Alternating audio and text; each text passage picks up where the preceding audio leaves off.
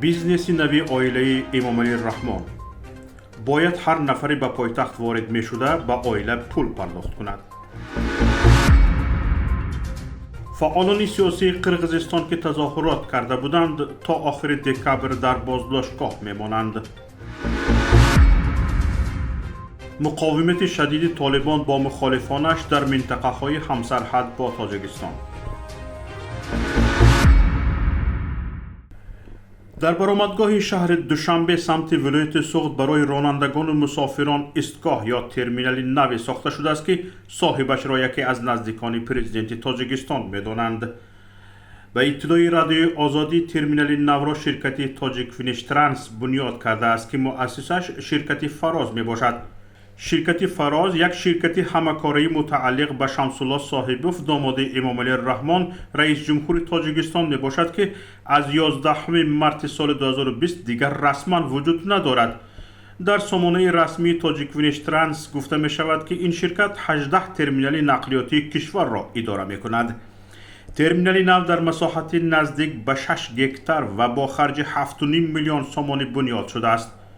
شاهرخ امانوف نماینده شرکت تاجیک فینیش ترانس گفته است که در ترمینال نو توقفگاه ها برای ماشین های سبکرو و باربر، انبارهای نگهداری مال و محصولات، مهمانخانه، نقطه های سودا و دیگر نقطه های خدمت رسانی ساخته شده است. همکنون تمام ماشین های مسافربر که از سمت ولایت سوخت به دوشنبه می آیند در ترمینال نو بنیاد چارباغ توقف می کنند و همین طور از این ترمینال مسافر گرفته به شمال کشور برمیگردند. قبلا ماشین های مسافربری سمت ولایت سوخت با مسافران خود وارد شهر دوشنبه گردیده در اکثر حالت مسافران خود را تا به منزل می رسانیدند. هنگام بازگشت آنها از ترمینال مرام که در نزدیکی کارخانه سمنت تاجیک است مسافر می گرفتند. طبق اطلاع رسمی همه روزه به پایتخت از 8 دروازه آن بیشتر از 140,000 ماشین وارد می شود. ضمناً ماشین های مسافرکش که از طرف ناحیه رودکی و ولایت ختلان توسط دروازه جنوبی داخل می شوند، آنها نیز از ترمینال مسافربری شرکت تاجیک فینیش ترانس استفاده می کنند.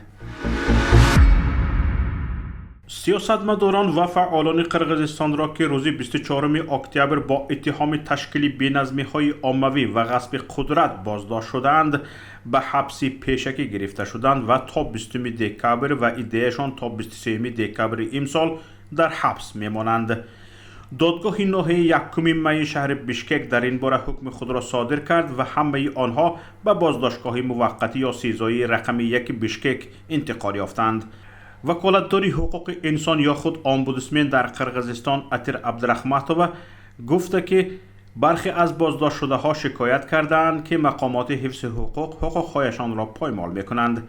صبح 23 اکتبر مقامات قدرتی قرغیزستان در منزل چندی از سیاستمداران و فعالان بازجویی انجام دادند. در نتیجه حدود 21 تن از فعالان و سیاستمداران بازداشت شدند. وزارت کارهای داخلی قرغیزستان خبر داد که بازجویی و بازداشت این افراد در دایره پرونده آمادگی به تشکیل بی‌ترتیبی‌های عمومی صورت گرفته است.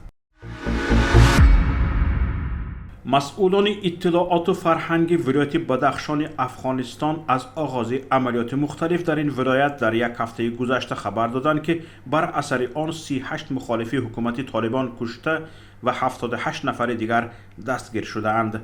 معزالدین احمدی رئیس اطلاعات و فرهنگ ولایت بدخشان از آغاز عملیات گسترده در مناطق مختلف این ولایت خبر داده گفته که 10 تن از فرماندهان و نیروهای مخالف حکومت طالبان کشته یا دستگیر شدند. به گفته این مقام دولتی حکومت طالبان در ولایت بدخشان در این درگیری ها مهمترین فرماندهان جبهه مقاومت از جمله قماندان بحرالدین و قماندان عبدالحمید نیز در بین کشتگان هستند. مسئول اطلاعات و فرهنگ بدخشان میگوید همچنین در این عملیات 3 تن از نیروهای طالبان نیز جان خود را از دست داده و 5 نفر دیگر زخمی شدند. احمدی یادآور شد که عملیات نظامی شب گذشته نیروهای طالبان منجر به نابودی آخرین مخفیگاه‌های جبهه مقاومت در ولایت بدخشان شده است.